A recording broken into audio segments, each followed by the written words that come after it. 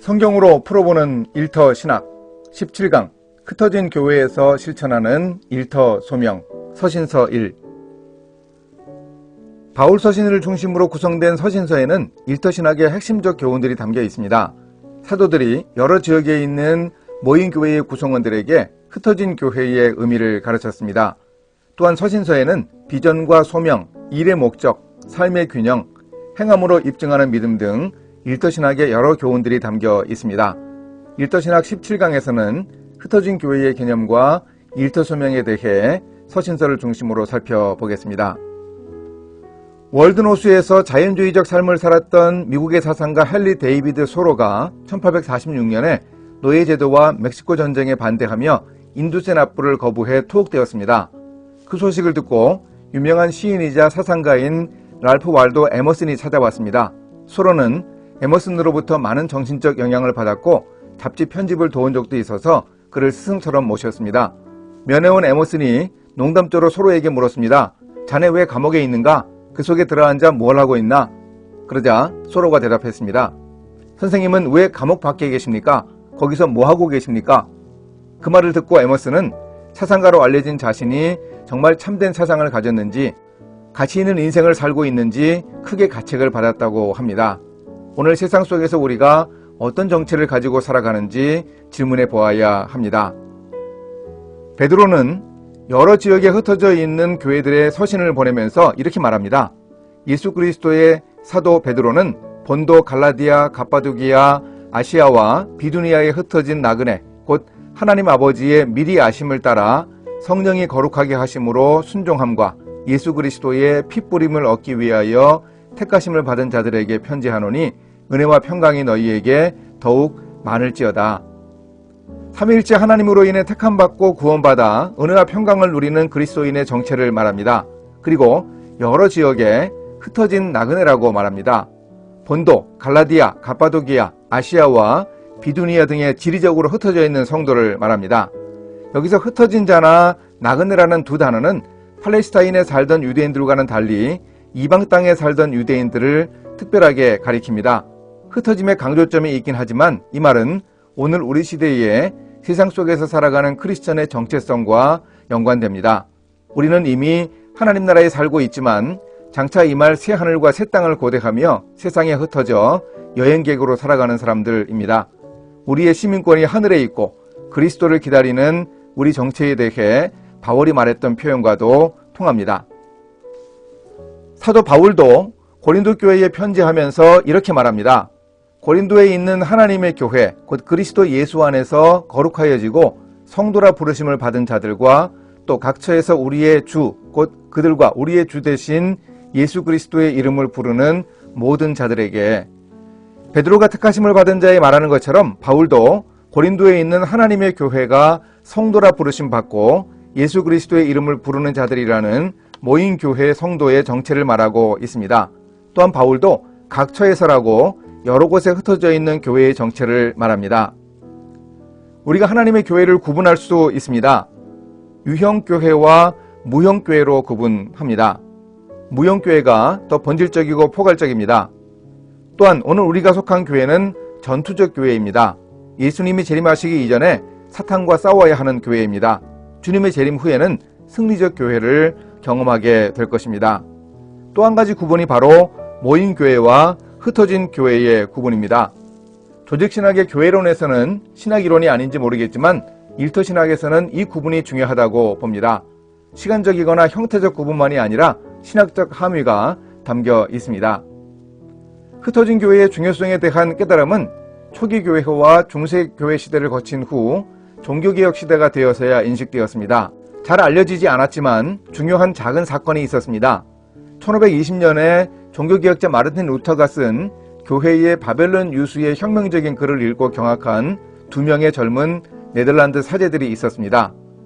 그리스도의 제자로 살아가는 삶과 교회에서 목회하는 방식이 완전히 잘못되었다고 깨달은 두 사제는 단호한 반응을 했습니다. 주일 오후에 교회 문을 잠가버렸습니다. 일종의 폐문 의식을 한 것입니다. 이 사제들의 행동은 신학적 이유였습니다. 교회는 성직자와 동일시되던 중세시대의 교회 간에 반발하고 성직자와 평신도 간의 구별이 없다고 본 것입니다.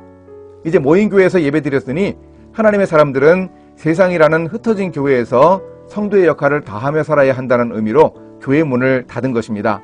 피문의식은 주중에 흩어진 교회에서 우리 교회의 대표 선수로 살면서 성도의 사명을 다하다가 다음 주일에 다시 교회로 오라는 뜻을 담고 있는 교회의 본질을 보여주는 의식이었습니다. 흩어진 교회에서도 크리스천으로 살아야 합니다. 모인 교회에서 예배드리는 것뿐만 아니라 흩어진 교회에서도 우리는 예배드려야 합니다. 그리스도를 따르는 제자들은 삶 전체를 하나님을 위해 살아야 합니다.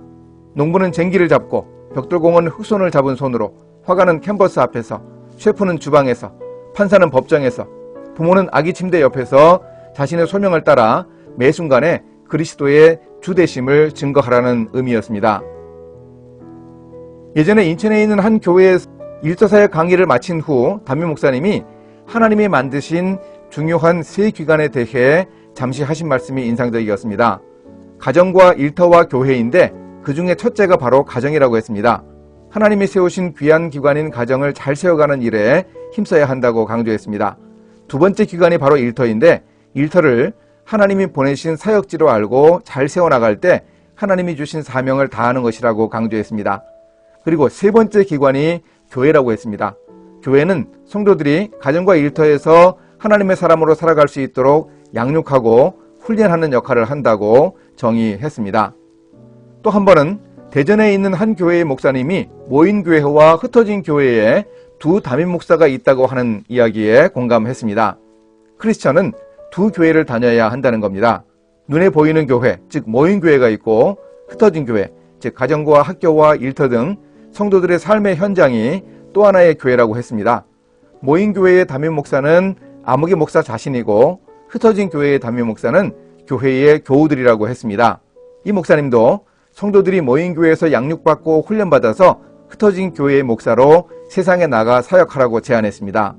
모인 교회와 흩어진 교회가 균형을 이룰 때 건강한 교회가 될 수 있다고 두 분의 담임 목사들이 잘 설명해 주었습니다.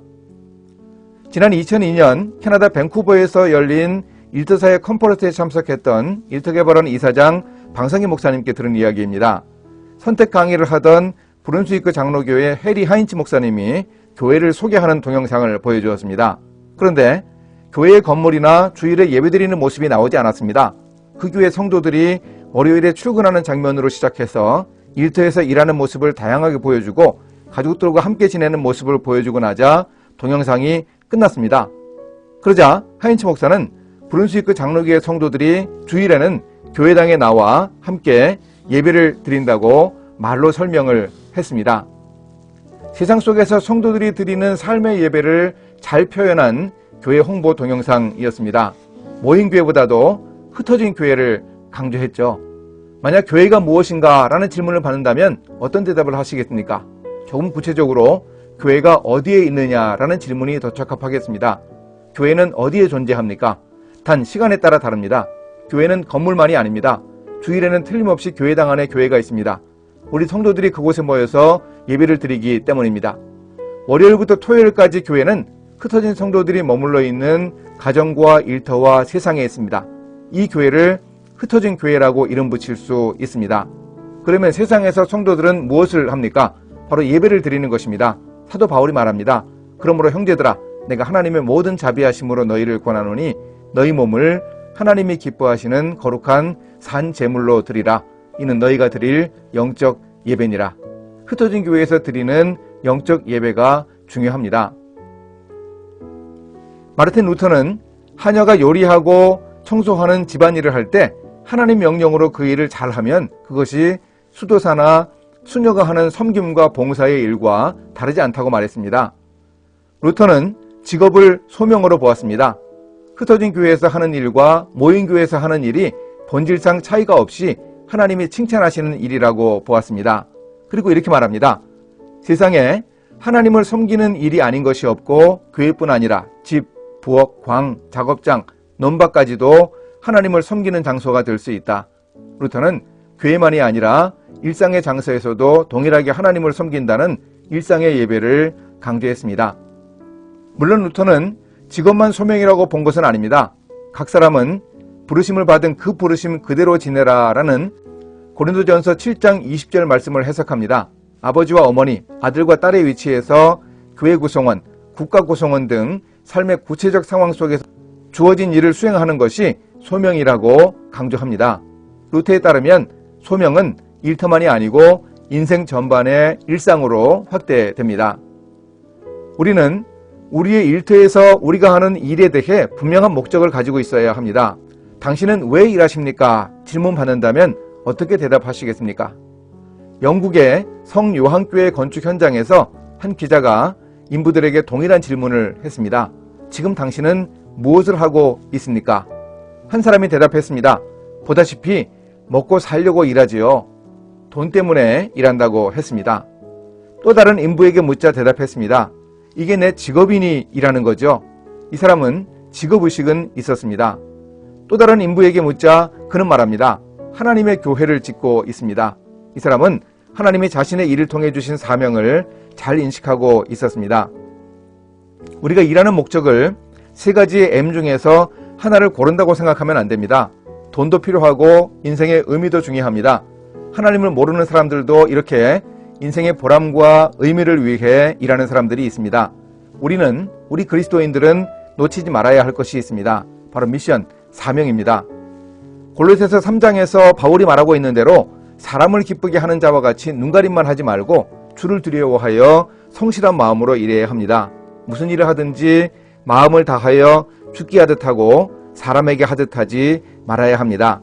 이렇게 일할 때 우리는 일터 소명을 우리의 삶에서 실현할 수 있습니다.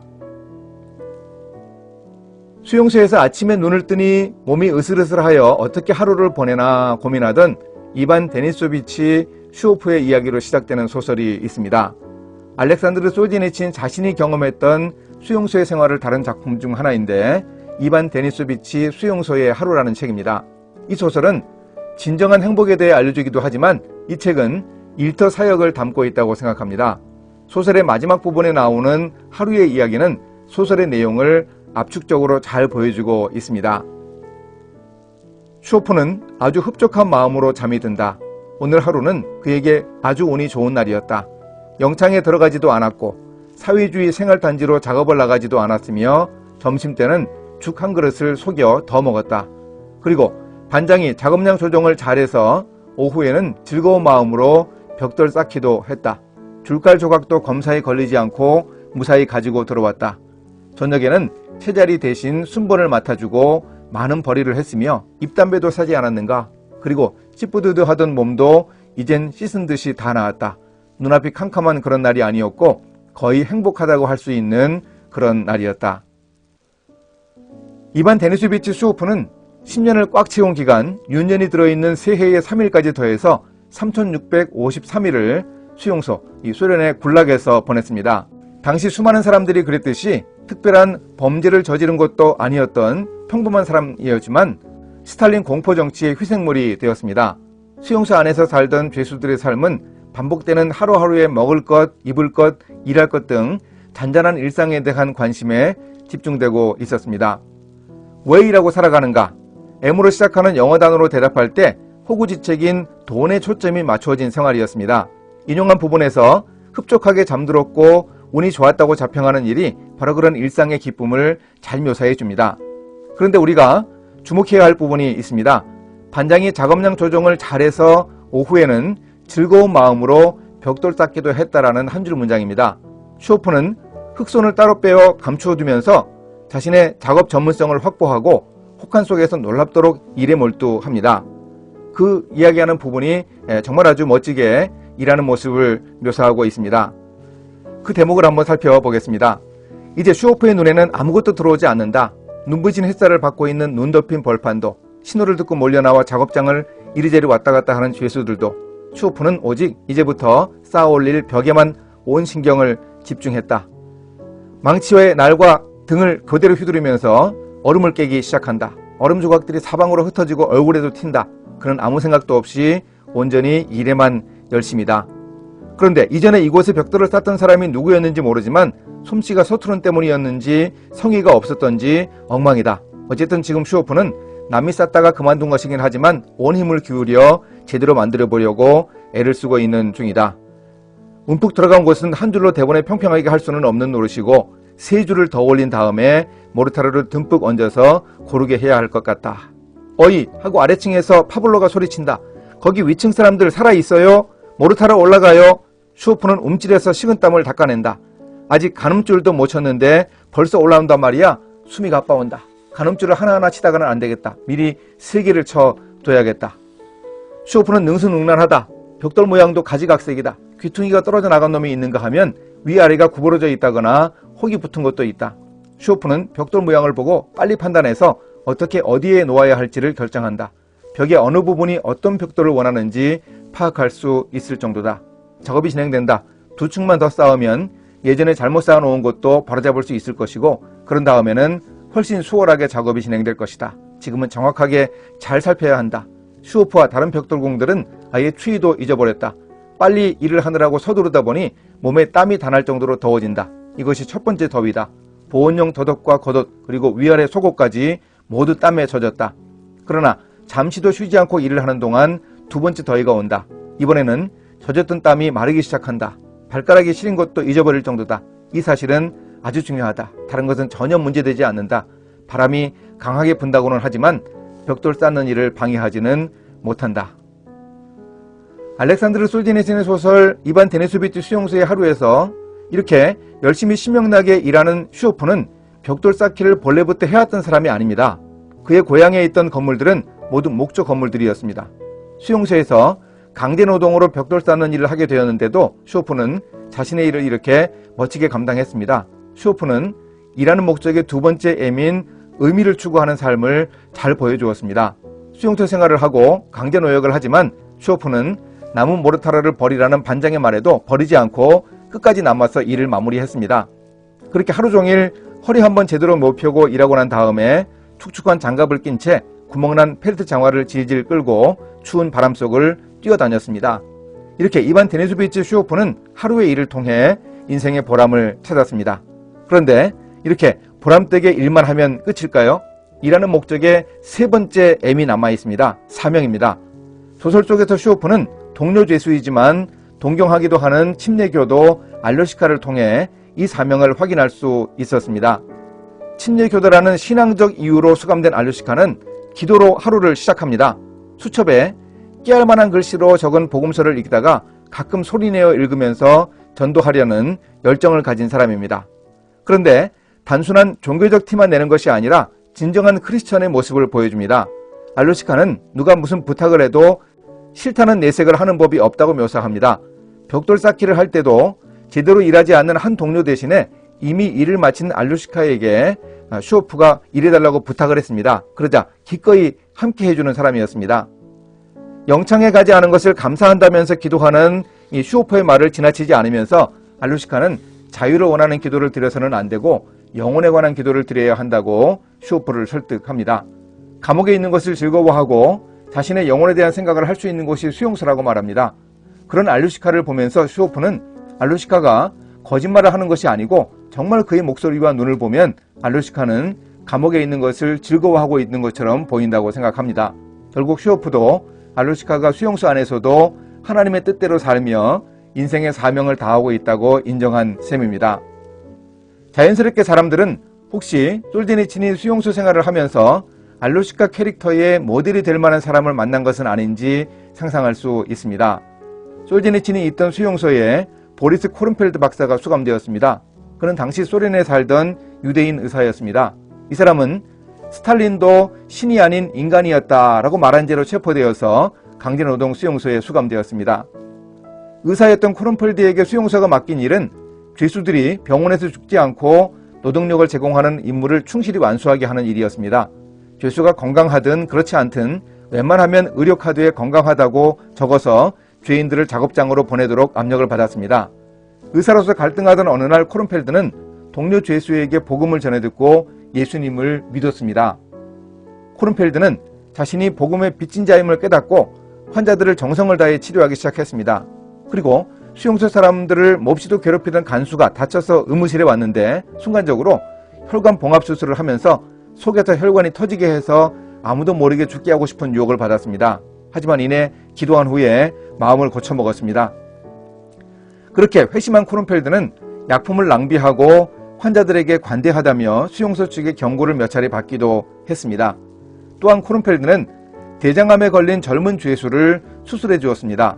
중증 환자는 치료하지 말고 그대로 두라는 수용소 당국의 지시를 어겼습니다. 그 환자를 돌보면서 대화를 나누었습니다. 환자가 당신의 생명이 위험한데 왜 수술해 주었느냐고 묻자 코른펠드가 대답했습니다. 괜찮아요. 당신과 나를 살리기 위해 이미 죽으신 분이 있으니까요. 그가 누구입니까? 라고 묻는 환자의 귀에 그의 이름은 예수 그리스도입니다. 라고 코른펠드 박사는 속삭였습니다. 코른펠드 박사는 환자의 빵을 훔쳐먹는 당번의 불의도 고발해서 당번들과도 갈등을 겪었는데 생명의 위협을 느끼던 중 결국 그들에게 살해당하고 말았습니다. 이 소식을 전해들은 젊은 죄수가 소리쳤습니다. 보리스, 이제는 내 차례입니다. 이제는 내가 그 사랑을, 그 생명을 전하겠습니다. 이 젊은 죄수가 누구인 줄 아십니까? 그가 바로 나중에 소련의 강제노동 수용소의 참상을 고발하고 노벨 문학상을 수상한 알렉산드르 솔제니친이었습니다. 이 코른펠드 박사가 솔제니친의 소설 속 침례교도 알료시카의 모델이었다고 우리가 합리적 추측을 할 수 있습니다. 목숨 걸고 한 젊은이를 살린 코른펠드 박사처럼 우리의 믿음도 착한 행실로 드러나야 합니다. 오늘 우리 시대에 우리가 착한 행실로 사람들 앞에 빛을 비출 수 있습니다. 그러면 어떤 결과가 있는지 예수님이 말씀하십니다. 이같이 너희 빛이 사람 앞에 비치게 하여 그들로 너희 착한 행실을 보고 하늘에 계신 너희 아버지께 영광을 돌리게 하라. 오늘 서신서를 통해서 흩어진 교회에서 하나님이 주신 일도 소명을 실천해야 하는 교훈을 함께 생각해 봤습니다. 감사합니다.